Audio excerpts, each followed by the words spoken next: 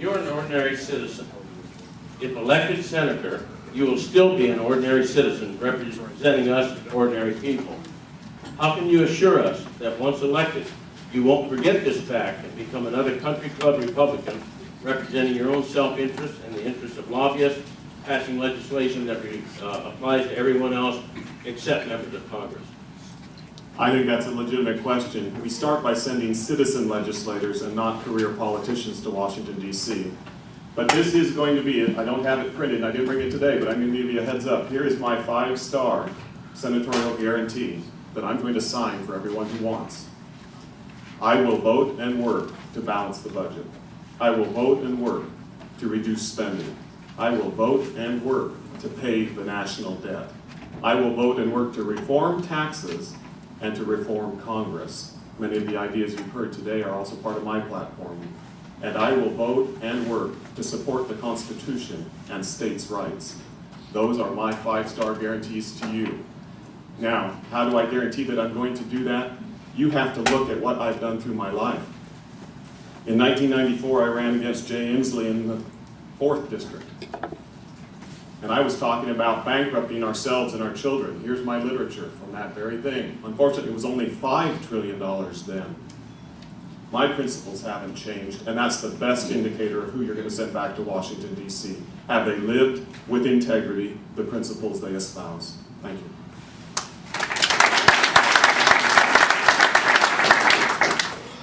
I'm a farmer, I move dirt, and I coach football. Connell High School. I've already told the Connell High School kids I'm not going to be coaching anymore. My kids are going to have to run the farm, and the dirt moving business is going to stop. It's parked for 6 years. I'm going to guarantee you one term. I do not want to be a career politician. I only want to start this country back on the path where it was intended to be. I'll give you 2 terms if you so choose. But I am setting my own term limits right now. I do not want to be a career politician. Thank you.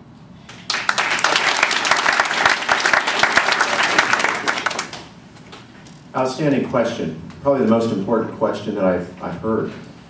It's all about character. And with regard to character, you have to know a person.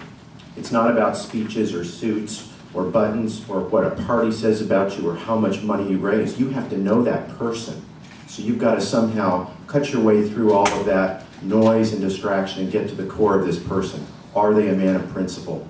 And do they live by their principles? And I am a man of principle. I'm passionate about my principles. I took care of my family after my father died, and my career back a few years. I'm married once. I have children. I take care of them. My wife and I have homeschooled them for 2 years. They're now in a private Christian school. I contested the Washington State 2004 gubernatorial election because there was an injustice there. Took it all the way to the U.S. Supreme Court. Unfortunately, they didn't write an opinion on it, so nothing happened. But that's a public document that you can find. And my profession, I'm a physician. People trust me. I make a living by doing the right thing, even when it's hard for me, even when patients storm out of my office angry. And believe me, it happens. I can't tell you how many people come in wanting pain meds and I don't give them because it's inappropriate and they leave and they threaten me. But I do the right thing. And that's how you'll know.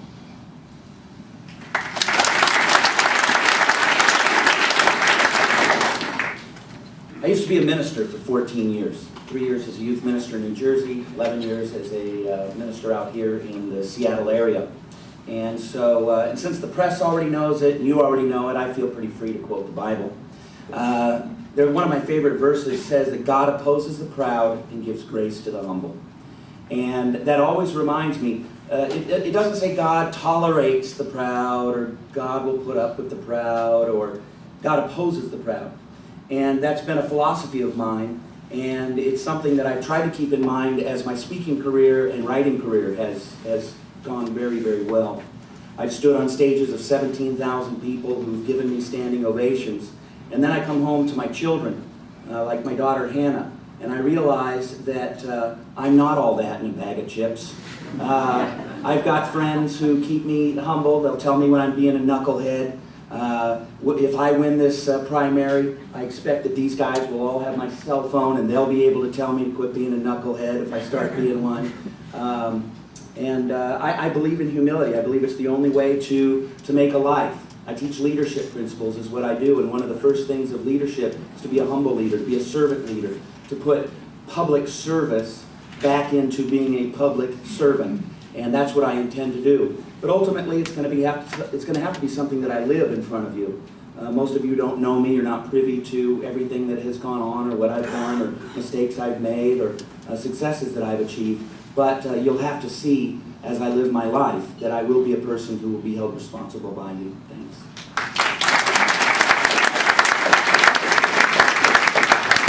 Staying connected, representing us, and being a citizen. That's a great question, because at so many times you get elected and that's not what happens.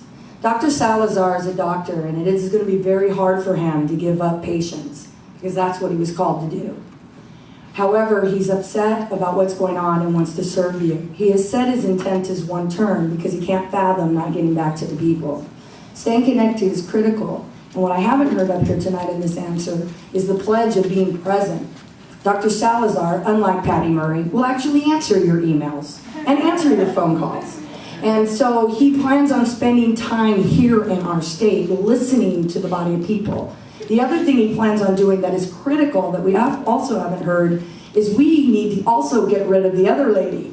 So we've got 212 to gear up to. We are already planning on how we carry our mission to that election to the next person with all the relationships that we've already developed. We plan on unveiling that on the celebration night because it's going to take 2 years to win that seat as well. Our voice has to be heard, and the only way it's going to be heard is staying connected with us, with you, because that's who we represent.